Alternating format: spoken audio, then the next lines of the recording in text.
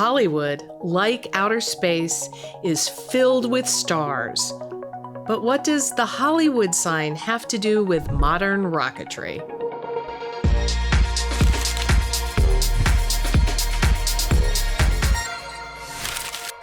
I'm standing next to one of Robert Goddard's early rockets. This is called the Hoopskirt Rocket. It launched on December 26, 1928, but it was not Goddard's first rocket. People have been dreaming of flying since the early Greeks, whose mythology imagined humans taking to the skies with the help of giant bird wings. The Chinese developed early rockets in the form of fireworks. Authors and artists have been imagining space travel for a long time. These early imaginings inspired a young Robert Goddard. Before Robert Goddard's experiments, many rockets were powered with gunpowder, like a firework, or with other solid fuels. These rockets could not be stopped once they were started. If you've ever lit up a firework, you've seen solid fuel in action. But Goddard had a new idea. By using a liquid propellant, he believed a rocket could be better controlled. This included being able to control how much thrust the rocket has and having the ability to turn the rocket on and off.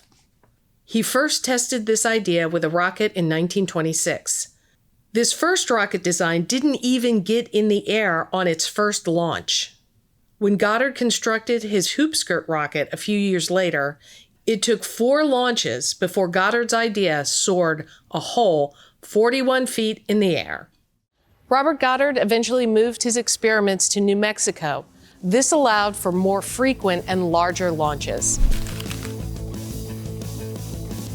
I'm meeting up with Bob Armstrong, who now owns the ranch where Goddard launched his rockets, here in Roswell, New Mexico. Yes, that Roswell. Goddard chose to make this his site for future launches after the Hoopskirt rocket. Looking for a good place to continue his experiments, Goddard was led to Roswell, New Mexico. The area was rural, with a good year-round climate. He remained in Roswell for 12 years, and while at the New Mexico ranch, Goddard and his crew focused on experiments involving launch control, tracking, and recovery. This way is where the actual launch site was. That's right. And from time to time, you'll see little scraps of metal or old wiring or cable of some sort. And the launch site itself was approximately this location. And it was here that Goddard began to build bigger and better rockets. After years of development, one rocket even launched 9,000 feet into the air. To give you an idea of how high this is, if you stood the Golden Gate Bridge on end, it would be about the same height. Once we got to the ranch, Bob pointed out that I did not have the appropriate headgear for being on a ranch.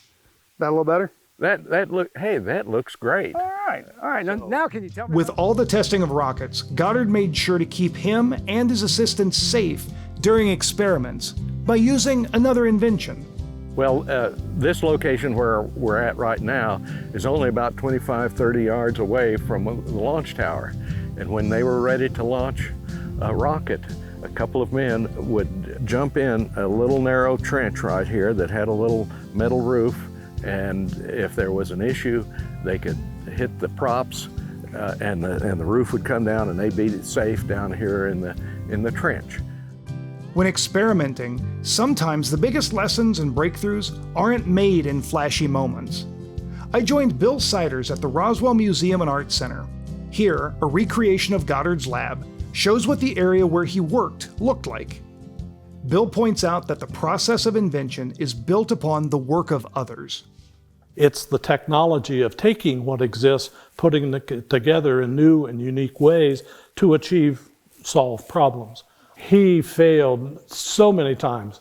We have rocket chambers just around the corner here that are obvious failures. They blew up, they burnt out. But for Goddard, like most scientists, a failure is not a failure. It means that's an alternative that didn't work. So you look for a new one. But for Bill, there is something ordinary about the workshop that stands out. A desk sitting in the back. To Bill, this desk indicates the kind of teamwork it takes to make science happen. For me, that's a good indication of the way Goddard led his team. You don't do a memo, you don't do an email, you don't do a text, you turn around and say, Bob? And he's available to work on the problem. Again, it's the idea of the thought, the knowledge that you put together here to form the idea, and then you take that idea, turn it into reality with the machinery and through skilled technicians. That's real science. Despite his success, Goddard faced criticism from those around him, and he hesitated to share his inventions. Other rocket pioneers of the era developed similar ideas and were able to surpass his designs. One of Robert Goddard's most lasting impressions is how people envision going into space. Before Goddard's work, artists, authors, and scientists thought of all kinds of ways to travel into space, including balloons and cannons. After Goddard, that shifted to envisioning rockets of every shape and variety. But the one thing they all had in common was that they were rocket-powered. And remember the Hollywood sign? Wondering how it connects to Goddard and his rockets?